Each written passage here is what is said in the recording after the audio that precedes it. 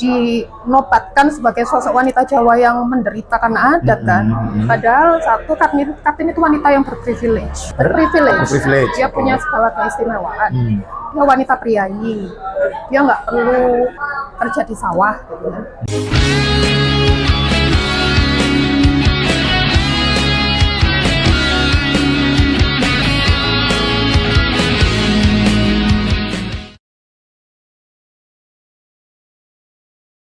Halo Bola-Bola Mas Wim Channel, ketemu lagi dengan saya. Kali ini saya mengundang seorang narasumber. Nah, ini narasumber cewek pertama dalam channel saya, jadi agak ada besar juga sih. Ya, namanya Mbak Rina. Nama panjangnya cakep banget ya, seperti orangnya. Aquarina ya. Jadi asli area Malang ya? Asli dong. Asli. Berarti apa nih? Aktivis Malang Women's Writers. Jadi mendorong semangat literasi di kalangan pemuda.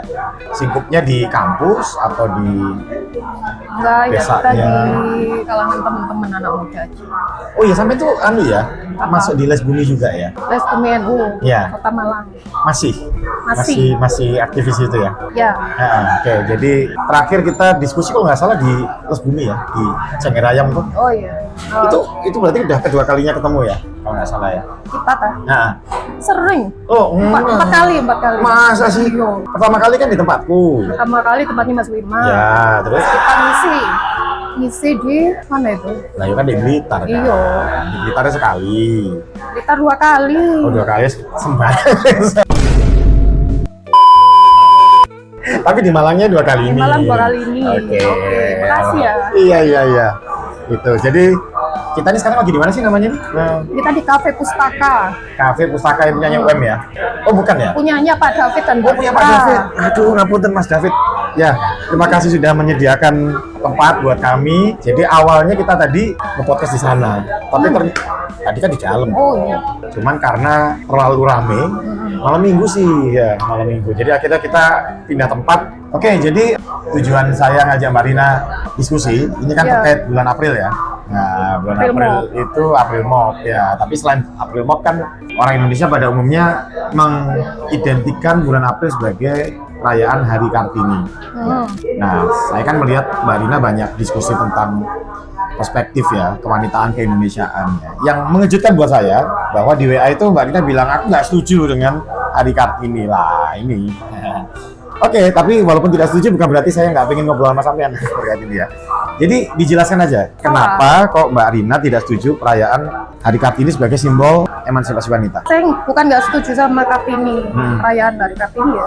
Tapi Kartini itu kan selama ini jadi ikon yang ditafsirkan sakarepe orang gitu. Oh, kenapa? Sakarepe orang yang gimana? Jadi maksudnya Kartini itu dijadikan ikon untuk melegitimasi aliran-aliran politik tertentu yang lagi menjadi mainstream di masa ini. Oke. Misalnya Belanda. Kartini itu dimunculkan untuk membenarkan kolonialisme. Membenarkan kolonialisme? Iya. Jadi ada sebuah narasi bahwa wanita-wanita di daerah kolonial itu mereka itu dijajah sama adat. Nah, jadi kita itu sebagai orang Eropa, kita punya hak untuk berada di wilayah ini, berada di tanah mereka. Kan? Oke, maksudnya Mbak Rina itu mengatakan bahwa apa yang dialami Kartini itu menjadi legitimasi bahwa kita tuh terbelakang dan sebagainya. Iya, menjadi pembenaran. Oke. Menjadi pembenaran kolonialisme. Nah, terus zamannya Bung Karno seorang marahen terpengaruh sosialisme. Nah, Kartini itu diangkat sebagai ikon sosialis. Oleh Bung Karno. Oke. Oh ya, jadi artinya nama Kartini ini muncul tuh memang karena istilahnya apa ya, woro-woronya Bung Karno gitu ya. Sebelumnya kita sebelumnya memang di era kolonial dia dimunculkan. Oke, ya Abendanon itu kan. Jadi ketika di era kolonial, Kartini itu dijadikan ikon keterbelakangan wanita-wanita timur. Jadi itu membenarkan kolonialisme gitu. Nah, di era Bung Karno kan anti feodal nih. Anti feodal terus condong ke kiri kan. Nah, kemudian Kartini itu dijadikan ikon anti feodal dan sosialisme. Lalu zamannya Pak Harto. Pak Harto kan priayi Jawa. Ikon kepriayian. Nah, Kartini kemudian diangkat jadi ikonnya ibu-ibu priayi. Lalu di era pasca reformasi, Kartini diklaim sebagai feminis. Jadi bagaimana Kartini ditafsirkan itu selalu berubah seiring rezim. Tapi bukankah memang sifat manusia, artinya cara pandang orang itu kan memang secara umum memang selalu berubah ya dari masa ke masa. Iya. Sebenarnya kan ya nggak salah juga sebenarnya. Memang bukan salahnya Kartini sih. Bukan salah Kartini. Bukan salahnya Ya. Kartini. Tapi pada akhirnya itu mereduksi makna Kartini sendiri gitu loh. Kalau menurut Mbak Rina seharusnya seperti apa Kartini itu ditampilkan? Ya memang penafsiran itu kan macam-macam ya. Tergantung dari kedalaman penafsiran. Tapi kalau saya melihat Kartini itu, saya lebih suka menafsirkannya sebagai wanita Jawa dengan kompleksitas mental gitu. Kompleksitas mental? Mentalnya Kartini. Apa? Kompleksitas mental Jadi seperti apa? yang selama ini banyak orang tidak tahu itu karena Kartini itu terlanjur dinobatkan sebagai sosok wanita Jawa yang menderita karena adat kan. Padahal satu, Kartini itu wanita yang berprivilege. Berprivilege. Dia punya segala keistimewaan. Dia wanita priayi. Dia nggak perlu kerja di sawah. Dan kedua, Kartini itu kalau menurut aku dia itu father kompleks. Dia tuh sangat mencintai ayahnya. Dan ini nggak pernah dimunculin. Sangat mencintai ayahnya. Ayahnya. Cinta yang seunik apa yang membuat itu layak dibahas? Karena kan pada dasarnya ya anak itu mencintai orang tuanya ya. Nah, kira-kira seperti apa Mbak yang mau disampaikan? Ya, selama ini Kartini itu kan selalu dinarasikan sebagai wanita Jawa yang melawan adat. Nah, melawan adat Jawa, melawan patriarki. Padahal kalau kita lihat dari suratnya itu, cinta Kartini yang terbesar itu pada ayahnya. Ayahnya, oke. Bahkan ketika dia merelakan cita-citanya untuk bisa sekolah ke Eropa itu, Demi ayah. itu karena dia nggak tega sama ayahnya. Oke. Artinya bukan seperti yang dibayangkan bahwa dia menangis karena bapaknya kalah. Jadi, Emang ada yang bayangin gitu? Oh gitu ya? jadi Kartini itu dipunggung sama adat gitu loh. Narasinya kan gitu. Padahal sebetulnya dia tuh ya Saking ini. embrace terhadap adat itu juga ya? Oh iya, karena sekarang dia nggak tega sama ayahnya. Oke. Dan ayahnya sakit-sakitan. Secara umum apa yang ringkasan aja deh Mbak. Jadi tentang Kartini apa yang disampaikan di buku ini yang tidak diketahui banyak orang? Iya, salah satunya kondisi mentalnya Kartini. Kondisi mental di mana dia itu dilema antara kewajiban dia sebagai anak yang sangat mencintai ayahnya, dan dia juga punya kewajiban sebagai manusia gitu kan, yang dia ingin melakukan sesuatu yang lebih besar. Oke. Nah, artinya itu yang dialami banyak wanita Jawa sebenarnya. Di masa itu sampai Ya, saat sampai ini. sekarang. Sampai saat ini. Sekarang. Jadi kalau anak sekarang tuh mengenal yang namanya sandwich kan. Oke. Sandwich generation. Ya. Sandwich itu sudah ada di era Kartini. Meskipun Kartini itu menjadi sandwich tapi tidak secara finansial, tapi secara emosional. Oke. Jadi dia tuh tercekat sama cintanya kepada orang tuanya, dan orang tuanya terlalu menjadat dia gitu loh. Kan banyak orang tua itu yang nggak pengen anaknya pergi kan. Oke. Terutama anak perempuan. Berarti dalam ini Mbak Rina melihat bapaknya Kartini itu tidak apa ya, menghambat ya kemajuan Kartini itu sendiri. Menghambatnya itu nggak seperti bayangan kita bahwa dia diikat atau dia apa gitu loh. Iya kan? Iya, Selama iya. ini kan bayangan orang tuh seperti itu. Artinya jerat itu jerat oleh cinta. Oke. Ada cinta yang membebaskan, ada cinta yang menjerat kan. Nah, yang dialami Kartini itu cinta yang menjerat. Termasuk akhirnya Kartini pun rela untuk dijodohkan itu ya. Ya. Itu kan suaminya orang Blitar gitu ya. Oh, baru tahu. Enggak, pokoknya ada darah Blitarnya gitu. Oh iya. Saya kalau nggak salah ya, pokoknya dia tuh ada hubungan dengan keluarga Patih Joyo Dikdan yang ada di Blitar. Suaminya itu. Iya, jadi entah dia itu putranya apa gimana gitulah ya.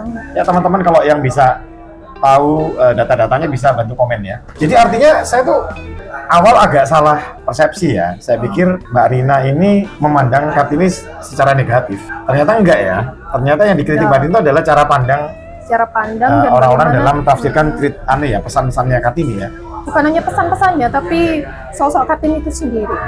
Jadi Kartini itu sosoknya dimanfaatkan untuk menguatkan narasi-narasi politik tertentu. Oke.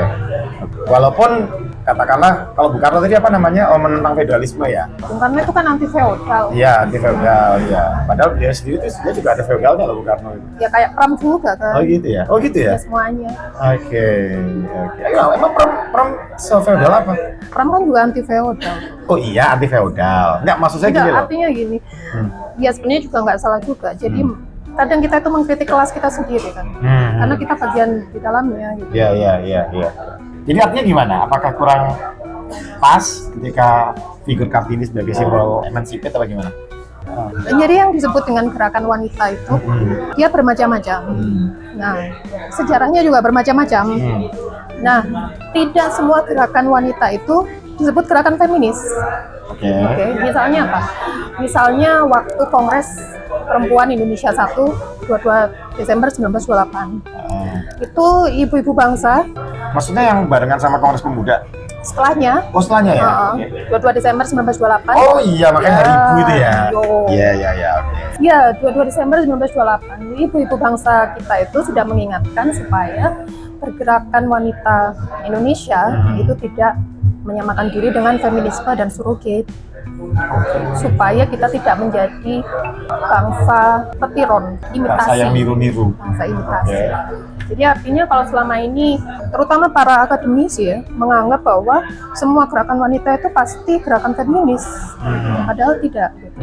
Jadi pertanyaannya apakah Kartini itu seorang feminis? Ya belum tentu.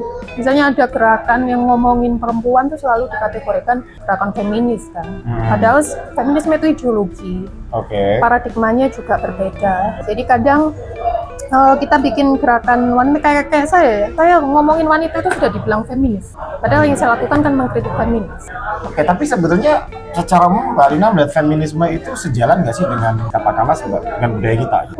Enggak. Karena itu kan saya kritik. Apa hal yang paling mendasar yang menurut Mbak Rina itu ya bertentangan lah dengan nilai-nilai budaya kita? Feminisme itu menggunakan sebuah paradigma yang saya sebut sebagai paradigma kekorbanan, victimhood paradigm. Jadi ini paradigma yang meyakini bahwa semua wanita adalah korban, semua wanita tidak berdaya.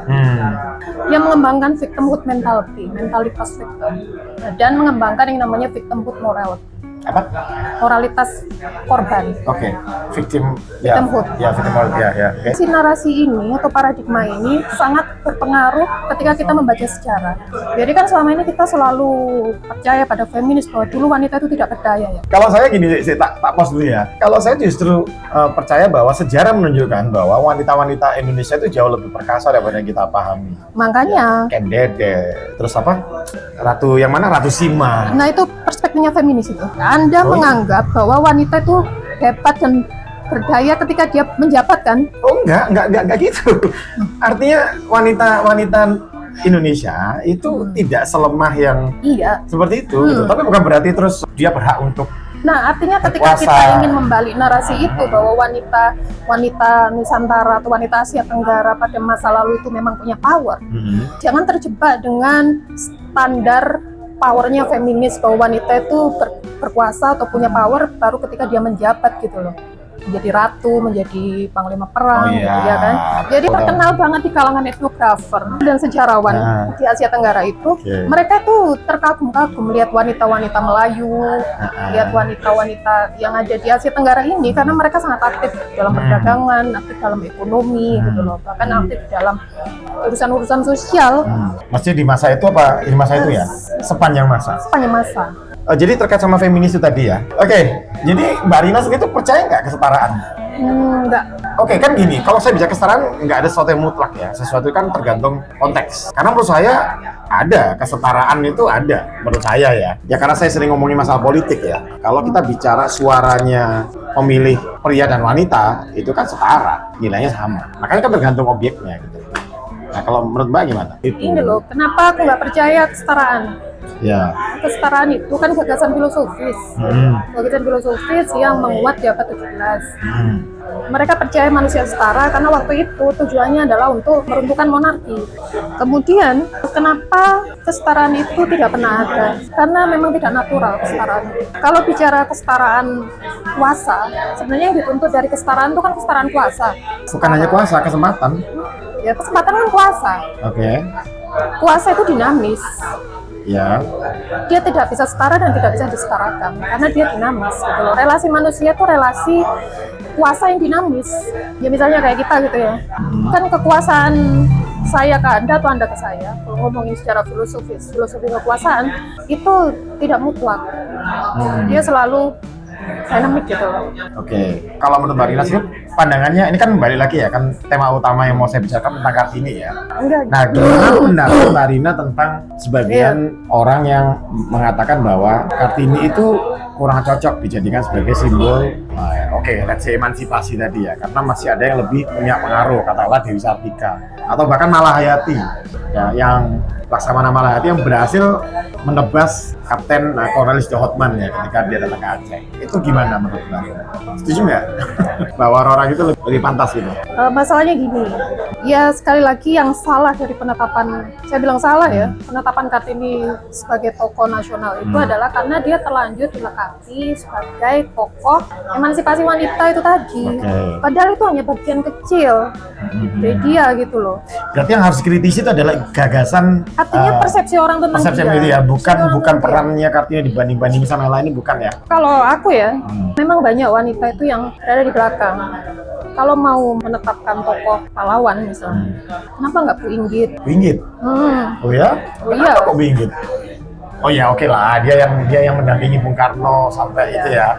Tapi selain itu apa yang kenapa menurut Mbak Rina dia cukup layak untuk tampil sebagai pahlawan nasional? Masalah kuasa wanita, jangan selalu dilihat bahwa dia dari depan gitu loh. Oke. Kan banyak kuasa-kuasa yang berada di belakang, yang itu biasanya itu nggak dilihat orang gitu kan. Ya oke, Laksamana Malahayati, oke, ratu ini, ratu itu gitu. Artinya tidak melulu kekuasaan itu memegang jabatan formal gitu loh. Artinya Mbak Rina mau menyampaikan bahwa ketika kita mengapresiasi kekuatan wanita, tidak harus orang yang punya jabatan.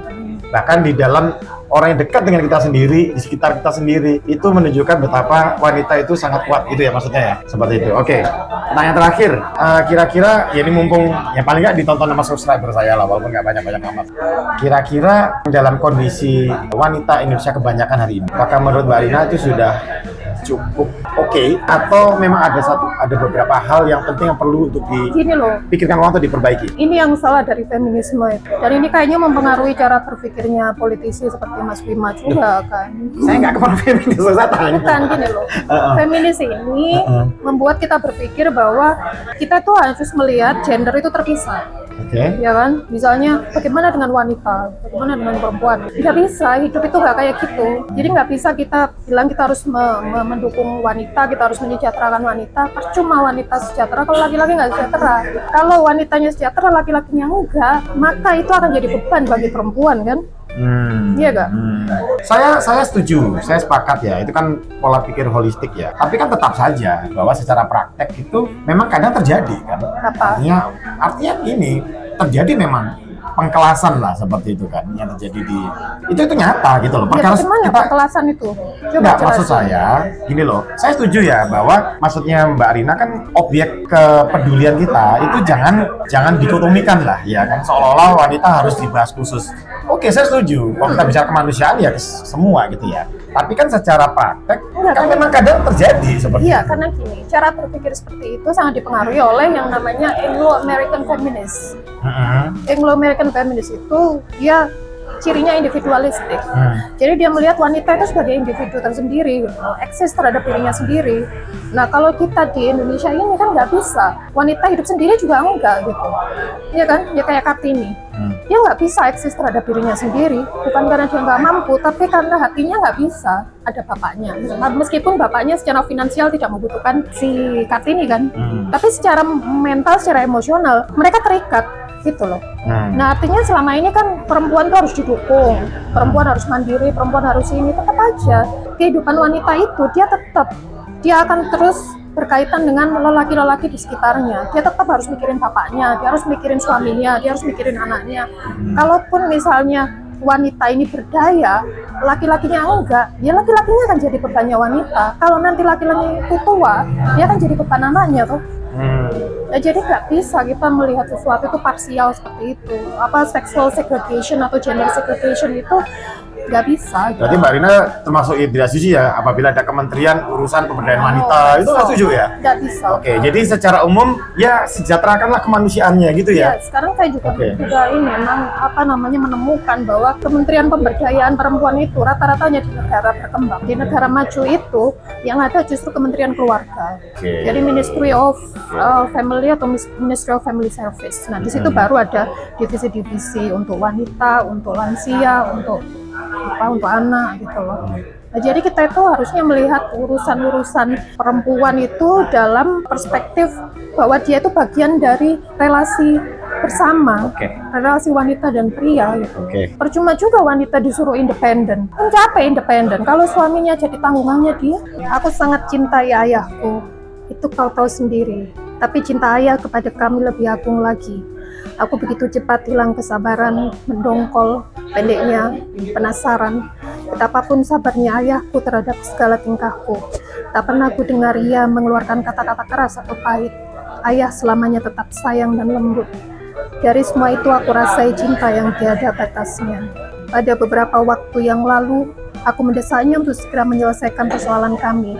Ada kulihat pandangannya tertuju kepadaku dan begitu sedih, seakan matanya yang berduka cita memandang padaku ini.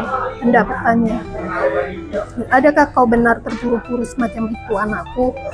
Aku palingkan mukaku, tak mau aku melihat pada mata tersayang dan setia itu.